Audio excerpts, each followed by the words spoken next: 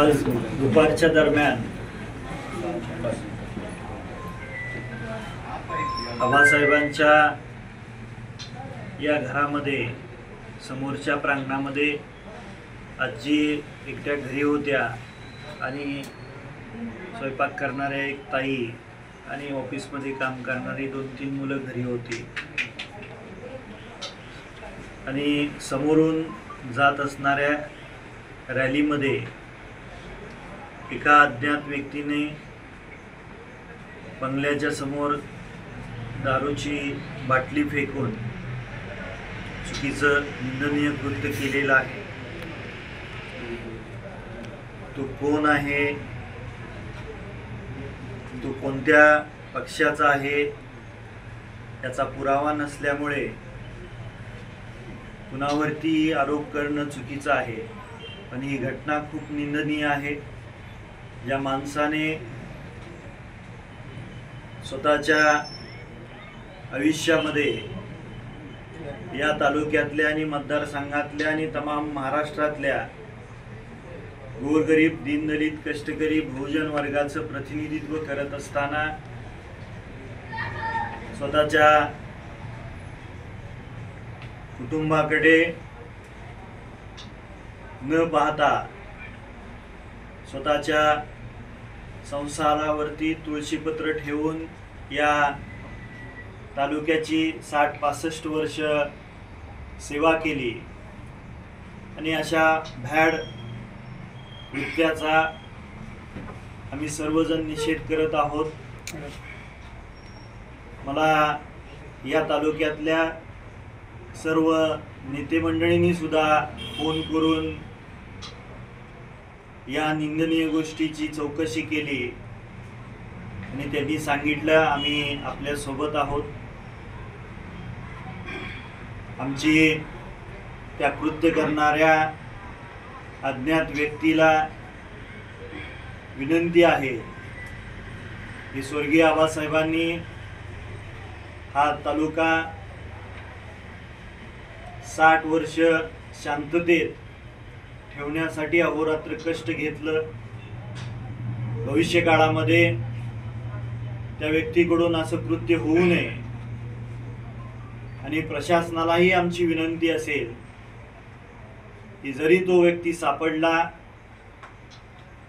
तर त्याला या कुटुंबाचा एक सदस्य म्हणून कोणतीही शिक्षा करण्यात येऊ नये।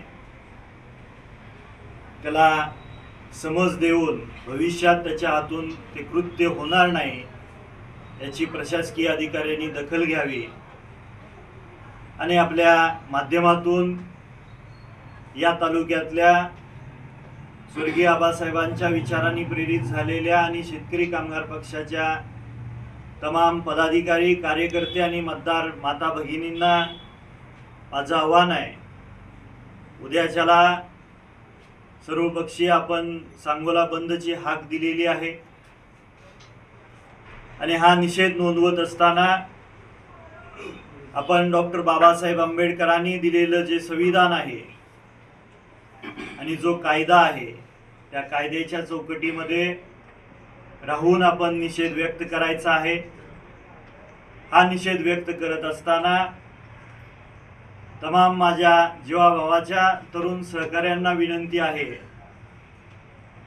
की कोणत्याही प्रकारचं चुकीचं कृत्य आपल्या हातून घडणार नाही याची सर्वांनी दक्षता घ्यावी। कारण स्वर्गीय आबासाहेबांच्या निधनानंतर आपल्या सर्वांच्या खांद्यावरती जबाबदारी आहे की आबासाहेबांनी जो विचार दिला आणि शांततेचा या तालुक्यातल्या गोरगरीब जनतेला संसार शांततेत करण्यासाठी अहोरात्र कष्ट घेतलं, त्याच पद्धतीनं तोच विचार जपण्याची आपल्या सर्वांच्या खांद्यावरती जबाबदारी आहे आणि कुणाचंही नाव घेऊन, कुठल्याही पार्टीचं नाव घेऊन एखादा पुरावा नसताना कुणाची बदनामी करणं हे आबासाहेबांचा विचार नव्हता आणि आपल्याला कुणालाही शोभणार नाही। तर माझी आपल्या माध्यमातून सर्व माझ्या जीवाभावाच्या तरुण सहकाऱ्यांना आणि पक्षाच्या पदाधिकारी कार्यकर्त्यांना आणि सोशल मीडियाच्या आमच्या टीमला विनंती आहे, कुठल्याही पक्षाचं कुठल्याही व्यक्तीचं नाव घेऊन कुणाची बदनामी करू नये। आपल्याला जोपर्यंत पुरावे नसतात आपल्याकडे तोपर्यंत कुणावर टीका करणं, कुणाची बदनामी करणं हे कायद्याला धरून नसतं।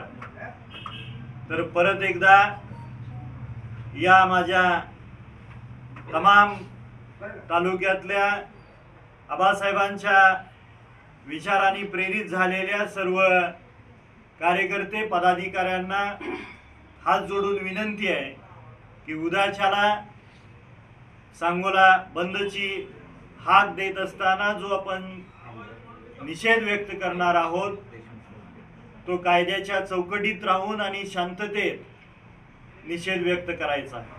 बीएन जनमत सबस्क्राइब करा, लाईक करा, शेअर करा। आपल्या हक्काचं आपलं न्यूज।